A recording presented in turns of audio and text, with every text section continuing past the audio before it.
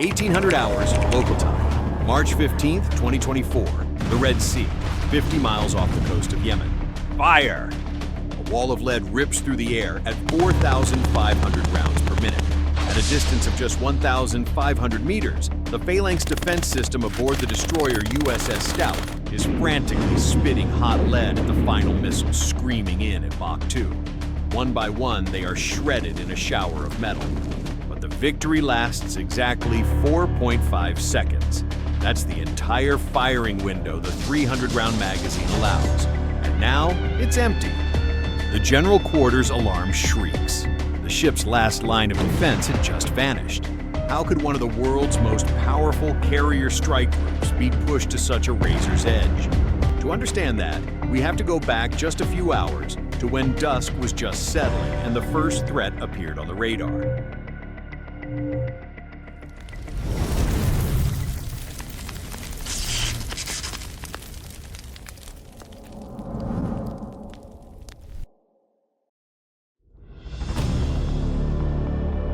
On March 15, 2024, the U.S. Navy entered its largest naval engagement since World War II. A counterattack from Houthi forces targeted the USS Harry S. Truman Carrier Strike Group. Though the balance of power seemed lopsided, the reality of the battle was far more perilous. In this confrontation, the razor-thin line between success and disaster was measured in seconds. The Harry S. Truman Carrier Strike Group was conducting patrols in formation. The group consisted of its flagship, the carrier USS Harry S. Truman, escorted by the cruiser USS Gettysburg and the destroyers USS Stout, USS Jason Dunham, and USS the Sullivans. While operating at its designated position, the ship's radar systems suddenly detected anomalous contacts. The core sensory capability of the cruisers and destroyers in the formation comes from the AN/SPY-1 radar system, the heart of the Aegis combat system. These radar arrays, visible on the superstructure of the Gettysburg as well as the destroyers, serve as the primary eyes and ears of the ships. Physically, each array is a 12-foot-tall octagonal structure composed of 4,100 individual transmitting and receiving elements. To ensure 360-degree coverage, each Aegis warship is equipped with 4 such arrays, allowing for an unclassified maximum detection range of 175 nautical miles. To establish an effective defensive perimeter protecting the high-value asset, the aircraft carrier, the escort ships maintain a spacing of about 20 miles from each other. Around that time, a series of high-velocity contacts were simultaneously detected by the AN/SPY-1 systems on both the cruiser Gettysburg and the destroyer Stout. The AN/SPY-1 is the foundational radar system integrated into all Aegis-equipped warships within the Truman Strike Group. How does this system work? It uses 3 to 4 phased array radar panels positioned around the ship, continuously sweeping the sky to detect and track any and all threats. With a peak power output of 6 megawatts, it projects invisible radar waves that can travel up to 192 miles. These waves bounce off targets, carrying back precious data that allows the warships to see the enemy from a great distance. These were not false positives. The complex algorithms of the Aegis system perform hundreds of thousands of calculations per second. The computer's conclusion was cold and absolute. These were real threats, and they were on a direct attack vector toward the strike group. The general quarters alarm roared to life, tearing through the atmosphere aboard the escort ships. Though these battle-hardened crews had faced dozens of attacks during their months-long deployment, they sensed something different. This time, there was a feeling of lethal danger. They were unaware that the Houthis had been holding an ace up their sleeve, a secret weapon reserved for just this scenario. Reeling from airstrikes earlier in the day, the Houthis decided to retaliate, and they unleashed their most dangerous weapon, the ASF anti-ship cruise missile. Developed from Iran's Fateh 313 short-range ballistic missile, each ASF carries a 550-kilogram high-explosive warhead. Mach 3. That speed gives the strike group a reaction window of just 15 to 30 seconds. But speed isn't the most terrifying part. The ASF's deadliest characteristic is its sea-skimming capability. It glides just 5 meters above the waves, completely underneath the SPY radar's field of view. It is designed to slip through every defensive layer and slam into the hull of a ship.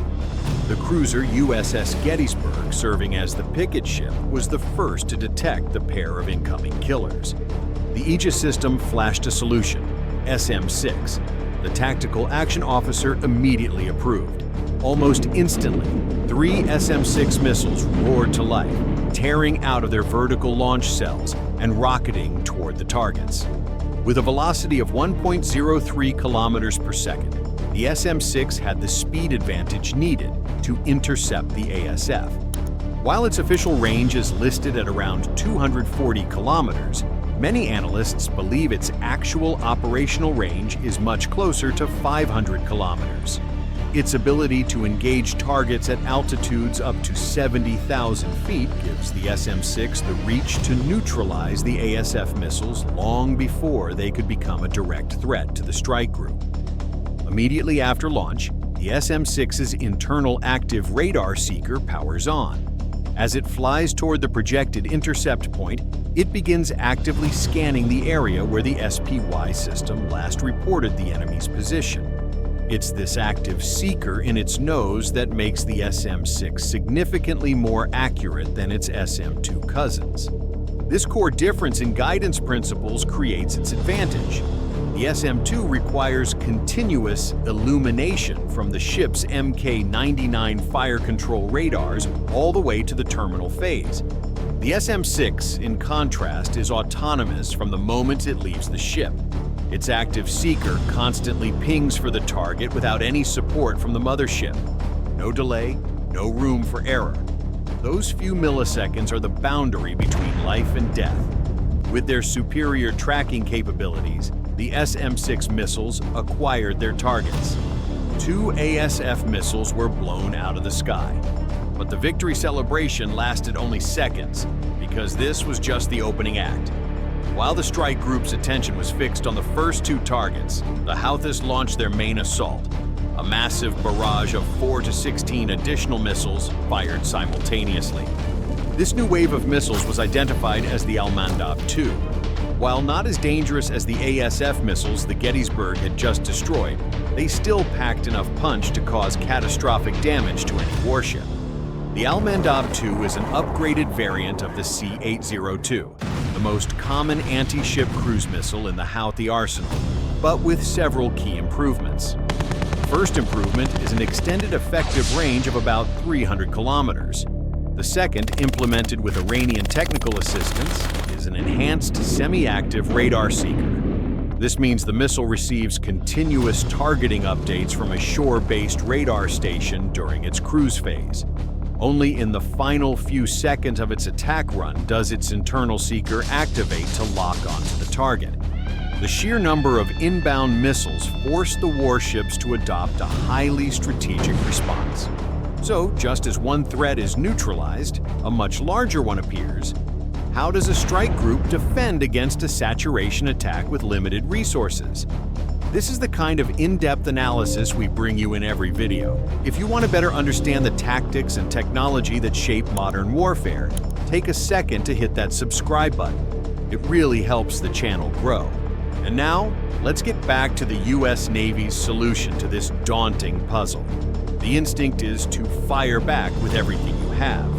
But that's the trap. Each destroyer only carries about 50 anti-air missiles. Given the current frequency of attacks, that number is not enough.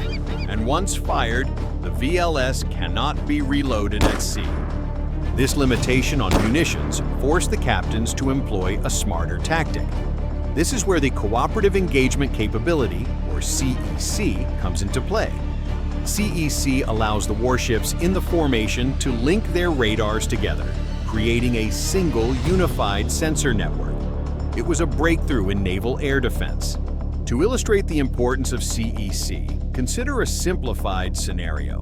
Imagine a destroyer is positioned 20 miles east of the Truman. It has a missile with a 200 nautical mile range, but its own radar can only see 100 nautical miles. Operating alone, its maximum engagement range is limited by its radar at 100 miles. Similarly, another destroyer with identical capabilities is positioned 20 miles west of the Truman. On its own, its sensor range extends only 80 miles past the carrier. However, when these two ships are linked via CEC, the destroyer to the west can see all the radar data being collected by the destroyer to the east. As a result, the Western destroyer's effective engagement range has just doubled to 200 nautical miles because the ship farther east is continuously feeding it target tracks. This technology allows a ship that is outside its own sensor range to fire upon and destroy a target much farther away using data from another ship. In this scenario, the destroyer Jason Dunham relayed target data to the Stout and the Sullivans. With this, all three warships shared a single unified tactical picture, allowing them to coordinate their fire more effectively. The Houthis had launched their first barrage in clusters, which made them group up and inadvertently created a larger, easier target to intercept. Applying the shoot-shoot-look-shoot doctrine, each destroyer was assigned a separate cluster of incoming missiles. This tactic distributes the defensive load, preventing any single ship from depleting its missile inventory too quickly. The SM-2 missiles leave their VLS cells at an initial velocity of about Mach 3.5. Compared to the SM-6, the SM-2 has a shorter range of about 200 kilometers, but it is the more optimal and cost-effective solution for dealing with less sophisticated threats like these. As the SM-2 missiles fly toward their targets, the Mark 99 fire control illuminators activate. Think of them as lethal laser pointers, projecting a 10-kilowatt beam of focused energy onto each target. The SPY radar designates, and the MK-99 locks on. The radar energy bounces off the target, carrying precise location data back to the Aegis system. Aegis processes this and instantly transmits it to the SM-2 in flight to update its course. This entire loop happens dozens of times per second, relentlessly, until the target is destroyed. As the SM-2 closes in on the Al-Mandab missile, it switches to its terminal attack phase. At this stage, its onboard semi-active radar seeker activates to home in on the target. The mechanism is similar to the Houthi missiles, but with far superior performance and accuracy. After each salvo of SM-2s detonates, the SPY system immediately scans the impact area to analyze the debris field. If any piece of debris has characteristics matching the pre-programmed profile of a missile, the system will automatically classify it as a threat and attempt to shoot it down. It is better to waste a $3 million missile than to take a $30 million hole in the side of the ship. The air battle was fierce. The SM-2s took out the threats one after another until only a few single missiles remained. The fight was now a close-range knife fight. The captain of the Stout ordered a halt to missile use and a switch to the final defensive layer. This is the Phalanx CIWS, a 6-barreled 20mm beast. With its own radar and fire control system, it can compute 1,400 firing solutions per minute. The Stout turned to bring its forward gun mount to bear. Its effective engagement zone is just 1,500 meters, a terrifyingly close distance. Only one last hope remained, the SRBOC system. These are essentially decoy launchers. When triggered, they fire a canister that creates a massive cloud from 3 to 5 million superheated aluminum chaff fibers. The tactic is simple. Turn into the wind, launch chaff, and pray. The chaff cloud blooms, creating a 10,000 square meter false target on the enemy's radar screen, far larger and more appealing than the ship itself. As a result, instead of impacting a warship, the enemy missile flies through the chaff cloud and plunges harmlessly into the sea. With all threats now neutralized and the radar screens clear for the first time in hours, the Truman Strike Group could finally, for now, stand down. The naval battle of March 15th was more than just a victory. It was a stark wake-up call, outlining hard-won lessons for modern navies in the 21st century. Lesson 1. Strength isn't in the individual ship, it's in the network. Without the cooperative engagement capability, the destroyers would have been fighting alone. They would have been overwhelmed by numbers, isolated, and picked off one by one. The ability to share radar data, turning multiple ships into a single fighting entity, was the difference between life and death. Lesson 2. The Achilles heel of a modern fleet. It is the number of missiles. The enemy employed a brutal strategy of attrition, using relatively cheap missiles to drain multi-million-dollar interceptors. With no ability to rearm at sea, every launch brings the magazine closer to empty. This battle showed that even the world's most powerful fleet can be neutralized if drawn into a prolonged war of attrition. Lesson 3. There is no silver bullet. The strike group's survival depended on a layered defense system working in perfect harmony. From the SM-6 at long range, the SM-2 at medium range, all the way down to the phalanx and SR-bot decoys at the last possible second. Every layer was critical. A failure in any one of them could have led to disaster. Beyond these tactical lessons, this battle exposed a silent but equally fierce confrontation, a war of economics and logistics. Consider the cost. The Houthi forces used cruise missiles and drones with an estimated value of only a few tens of thousands to a few $100,000 apiece. In contrast, to intercept them, the U.S. Navy had to fire Standard Missile 2 and Standard Missile 6 interceptors, costing approximately $2.4 million and $4.3 million per shot, respectively. This exchange ratio is a financial disaster. The enemy is using cheap weapons to bleed the high-tech, expensive arsenal of a superpower. This problem is compounded by the logistics puzzle. As mentioned, a destroyer cannot reload its vertical launching system at sea. After expending its on-hand anti-air missiles, the ship is essentially defenseless and must withdraw thousands of miles to a secure port like Djibouti, Bahrain, or even Rota, Spain to be rearmed. This process is not only costly, but also incredibly time-consuming, potentially taking weeks. During that time, a multi-billion-dollar strategic asset is taken out of the fight. If an adversary can sustain saturation attacks with sufficient frequency, they could force U.S. warships into a constant cycle of withdrawal and resupply, significantly weakening naval presence and deterrence in the region. This is no longer a pure-play technology war, but a battle of endurance, both financially and along the supply chain. The question becomes not who has the better weapon, but who will run out of resources first. The attack was repelled, but the fight for naval supremacy has only just begun. The Houthis are not finished, and this battle has proven that the enemy is learning fast.